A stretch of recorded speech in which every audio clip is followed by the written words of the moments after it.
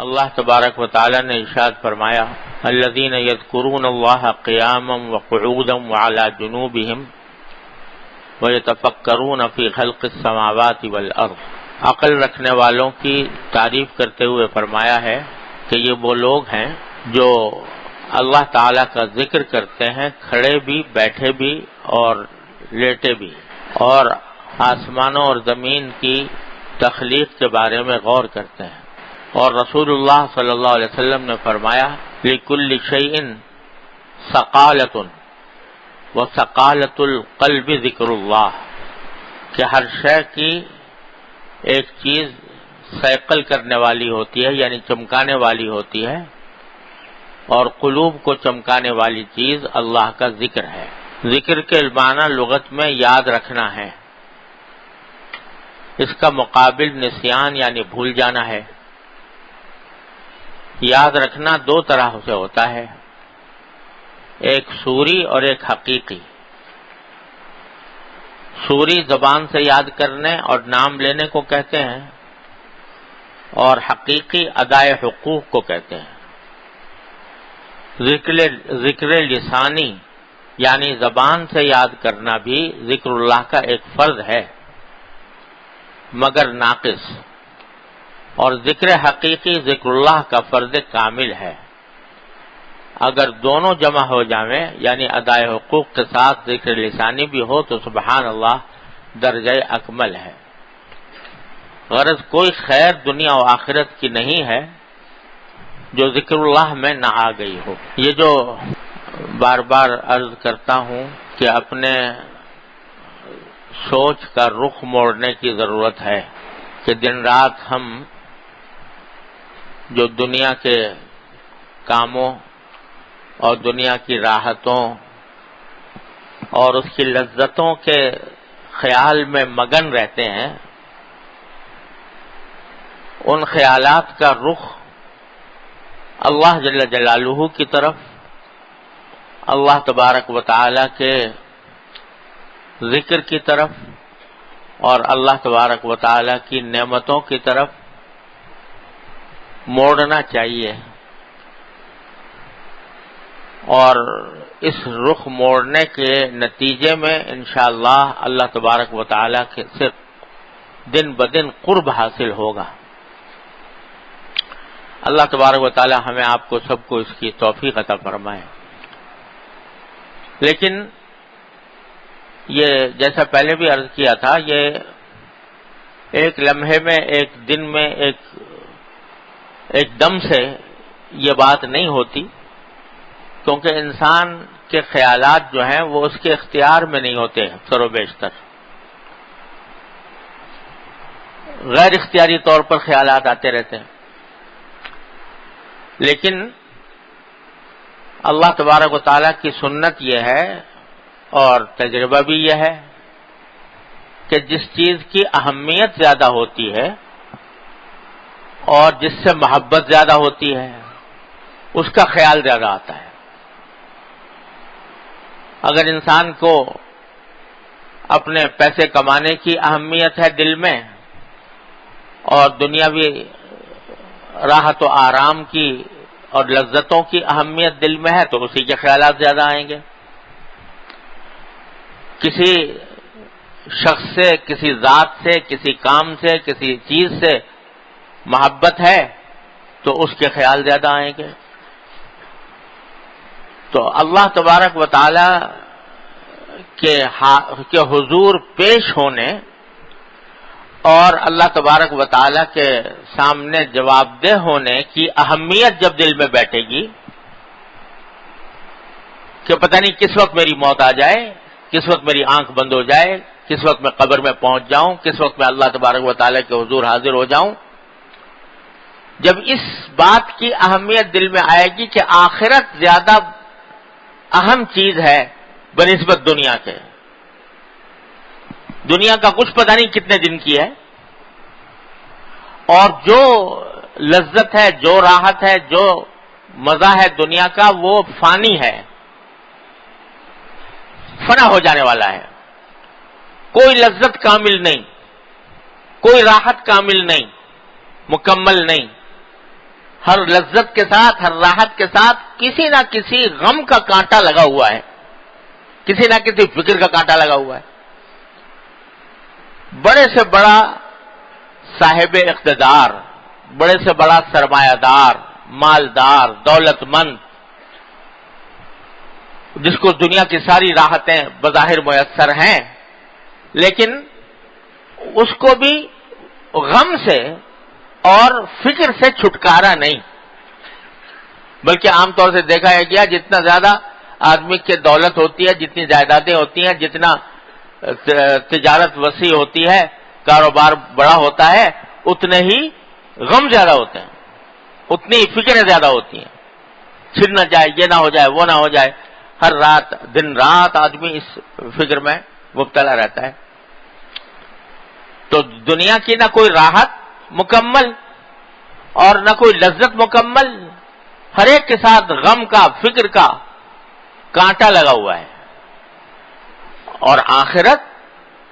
اول تو دائمی، ہمیشہ کے لیے، کبھی ختم نہ ہونے والی، اور اس میں اگر اللہ تبارک و تعالی اپنے فضل و کرم سے، اپنی رحمت سے نواز دیں اور اہل جنت میں شامل فرما لیں،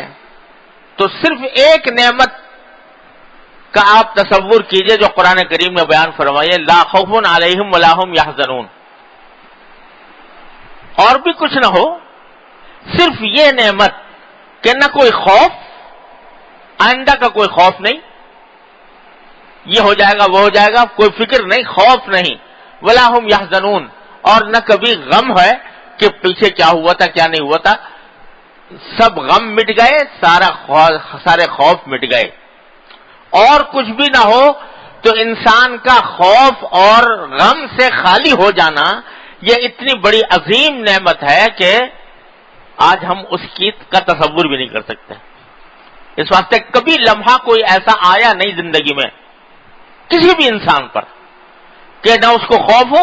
اور نہ حزن ہو، نہ کوئی غم ہو، ایسا لمحہ آج تک کسی انسان پر آیا نہیں۔ تو جب ایسی کیفیت ہو جائے کہ نہ خوف ہو، نہ حزن ہو، نہ غم ہو، تو اور یہ نعمت ہی اتنی بڑی ہے کہ کچھ اس کا حد و حساب نہیں۔ تو اگر اللہ تبارک و تعالی آخرت کی اہمیت دل میں ڈال دے، جس کو قرآن کریم نے فرمایا کہ وہ تُؤْثِرُونَ حیات الدنیا والآخرۃ خیر وابقیٰ، تم دنیاوی زندگی کو ترجیح دیتے رہتے ہو ہر وقت، حالانکہ آخرت خیر بھی ہے، یعنی سراپا خیر ہے، اس میں کوئی شر کی آمیزش نہیں، راحت ہی راحت ہے، لطف ہی لطف ہے، اور لذت ہی لذت ہے، وہ خیر بھی ہے، وابقیٰ، اور پائیدار بھی ہے کہ ہمیشہ رہنے والی، کبھی ختم نہیں ہونے والی۔ تو اللہ تبارک و تعالیٰ اپنے فضل و کرم سے آخرت کی اہمیت اگر دل میں بٹھا دے تو پھر جس چیز کی اہمیت ہوتی ہے اس کا خیال بھی زیادہ آتا ہے کہ اس کو میں درست کروں، اس کو بہتر کروں۔ دوسرے، محبت، اللہ جل جلالہ اپنے فضل و کرم سے اپنی محبت عطا فرما دیں، اور دعا مانگتے رہنا چاہیے کہ اللہ اپنی رحمت عطا، اپنی محبت عطا، اللہم ارزقنی حبک وحب من یحبک، اے اللہ اپنی محبت عطا فرما اور جو آپ سے محبت کرتے ہوں ان کی محبت عطا فرما۔ تو محبت اللہ تبارک و تعالی عطا فرما دے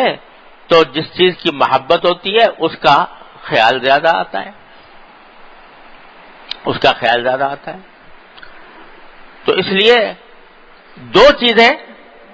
ضروری ہیں اپنے خیالات کا رخ تبدیل کرنے کے لیے، ایک آخرت کی اہمیت اور دوسرے اللہ تبارک و تعالی کی محبت۔ ان دونوں چیزوں کو پیدا کرنے کے لیے ایک چیز ہے جو معین اور معاون ہوتی ہے، مددگار ہوتی ہے، اور وہ ہے ذکر لسانی، اللہ تعالیٰ کا ذکر۔ جتنا جتنا اللہ تعالیٰ کا ذکر کیا جائے گا اتنا ہی اللہ تبارک و تعالیٰ سے قرب بڑھے گا۔ قرآن کریم نے فرمایا کہ اذکرونی اذکرکم، میرا ذکر کیا کرو، میری یاد کیا کرو تو میں تمہیں یاد کروں گا۔ جب اللہ یاد کرے، اللہ تبارک و تعالیٰ یاد کریں کسی کو تو پھر اس کو اپنا قرب بھی عطا فرمائیں گے۔ اس لیے اس بات کو کہ اللہ تعالیٰ نے دونوں یہ جو آیتیں پڑھی سورہ آل عمران کی کہ الذین یذکرون اللہ قیاما وقعودا وعلی جنوبہم وَيَتَفَكَّرُونَ فِي خَلْقِ السَّمَاوَاتِ وَالْأَرْضِ، دونوں چیزوں کو ساتھ ساتھ ذکر کیا اللہ تبارک و تعالیٰ نے کہ یہ فرمایا ان فی ذلک لآیات لأولی الالباب، نشانیاں ہیں عقل رکھنے والوں کے لیے۔ عقل رکھنے والا کون ہے؟ وہ نہیں جو پیسے زیادہ پیدا کرتا ہو، وہ نہیں جو جاہو منصب جس کے بعد بہت زیادہ ہو، دنیا مال و دولت جس کے بعد، بلکہ فرمایا عقل والے وہ ہیں الذین یذکرون اللہ قیاما وقعودا وعلی جنوبہم، جو اللہ تعالیٰ کا ذکر کرتے ہیں کھڑے بھی، بیٹھے بھی، لیٹے بھی۔ وَيَتَفَكَّرُونَ فِي خَلْقِ السَّمَاوَاتِ وَالْأَرْضِ، اور غور کرتے ہیں آسمان و زمین کی تخلیق میں کہ یہ اللہ تعالیٰ نے بیکار پیدا، ربنا ما خلقت ھذا باطلا، پروردگار یہ چیزیں، یہ آسمان، یہ زمین، یہ چاند، یہ سورج، یہ ہوائیں، یہ سمندر، یہ پہاڑ، یہ پوری کائنات، یہ آپ نے بے فائدہ پیدا نہیں کر دی، ویسے ہی لغو پیدا نہیں کر دی، بیکار پیدا نہیں کر دی، بلکہ اس لیے پیدا کی ہے تاکہ اس کے ذریعے ہم جنت کی ابدی زندگی حاصل کریں۔ یہ سوچتے ہیں، یہ تفکرون فی، تو فکر، سوچنا اور ذکر، یعنی اللہ تبارک و تعالیٰ کے ذکر کو پہلے ذکر کیا، فکر کو بعد میں، کہ جب آدمی ذکر کرتا ہے اور کثرت سے کرتا ہے، چلتے بھی، پھرتے بھی،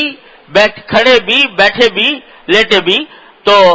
اس کے نتیجے میں اللہ تبارک و تعالیٰ اس کے اندر فکر بھی پیدا فرما دیتے ہیں، سوچ اس کی تبدیل ہو جاتی ہے،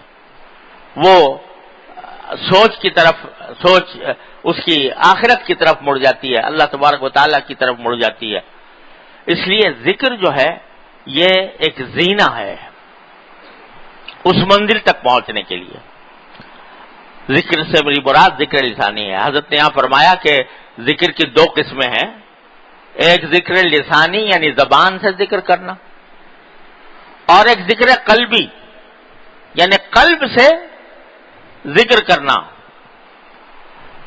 زبان سے ذکر کرنے کے معنی تو یہ ہے کہ کوئی نہ کوئی ایسا اللہ تبارک و تعالیٰ کا آدمی نام لیتا رہے، اللہ تعالیٰ کی تعریف میں جو کلمات ہیں، سبحان اللہ، الحمدللہ، لا الہ الا اللہ، یہ کلمات زبان پر اس کے آتے رہیں۔ اور ذکر قلبی کے معنی یہ ہے کہ اس کا دل اللہ تبارک و تعالیٰ کی طرف لگا ہوا ہو، اور اس کا مظاہرہ اس طرح ہوتا ہے کہ جتنے اس کے ذمہ حقوق ہیں سب ادا کرے، اللہ تعالیٰ کے حقوق ادا کرے، اپنے بندوں کے جو حقوق اللہ تبارک و تعالیٰ نے اس کے ذمہ رکھے ہیں ان کو ادا کرے، اور اللہ کی رضا کے لیے ادا کرے۔ تو یہ ذکر قلبی کا ایک بڑا وسیع مفہوم ہے، لیکن زینہ اس کا یہ ذکر لسانی ہے۔